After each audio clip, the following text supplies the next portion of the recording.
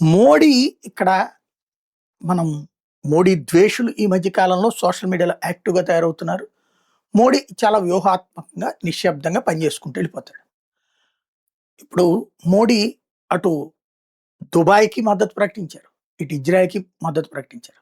Same time Modi special ఏంటంటే ఈ సిట్యుయేషన్‌లో శాంతి సామరస్యం కావాలన్న ఒక బాధ్యతాయుతమైనటువంటి ప్రకటన. మోడీ వ్యూహాత్మకంగా వ్యవహరిస్తారు. ఎవరిని శత్రువుని చేసుకోరు. అందరికీ మిత్రుడుగా ఉంటారు.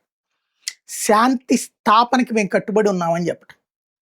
ఇదే మోడీ పాకిస్తాన్‌ని ఎక్కడ ఉంచాలో అక్కడ ఉంచారు. అదే సమయంలో పాకిస్తాన్ మిత్రదేశం అని చెప్పేసి అమెరికాని మనం భయపడిపోలా. ఎవరికి ఎక్కడ ఎప్పుడు ఎలా ఉంచాలో కరెక్ట్‌గా తెలిసి వ్యవహరిస్తున్నారు.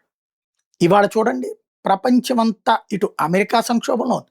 అటు ఇజ్రాయెల్ సంక్షోభంలో ఉంది. అటు యూరప్ దేశాల సంక్షోభంలో ఉన్నాయి. అటు పక్కన ఇప్పుడు గల్ఫ్ దేశాల సంక్షోభంలో పడ్డాయి. ఈ టైంలో పీస్‌ఫుల్‌గా ఉందెవరు?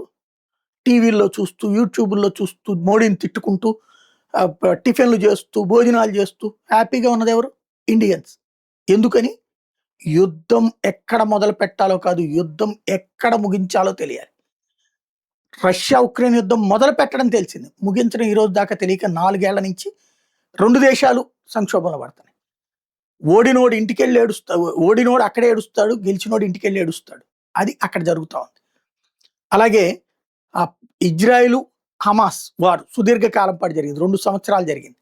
ఆ ఇంపాక్ట్‌తో నష్టపోయింది. ఇద్దరు నష్టపోయారు. ఆర్థికంగా తీవ్ర ఇబ్బందులు. అదే ఇండియా పాకిస్తాన్‌ని మన పహల్గామ్ ఇన్సిడెంట్ ప్రతీకారం కొట్టింది. 3వ రోజు వాళ్ళు అడగగానే డీజీసీఏ 4వ రోజుకి క్లోజ్. ఇక్కడ మనల్ని తిట్టారు కూడా మోడీని. కానీ మోడీ ఎవరి కోసం యుద్ధాన్ని ఆపితే? వాళ్ళు అడగగానే యుద్ధాన్ని ఆపింది ఎందుకు? ట్రంప్ పదే పదే చెప్పుకుంటున్న బిల్డప్ ఇవ్వంది ఎందుకు? ఎవడికో బిల్డప్లు కాదు కావాల్సింది, దేశానికి కావాలి, దేశ ప్రయోజనం కావాలి. జూదంలో, యుద్ధంలో ఎక్కడ బిగించేయడమో కాదు, ఎక్కడ ఆపడమో తెలిసినోడే సక్సెస్ అవుతాడు.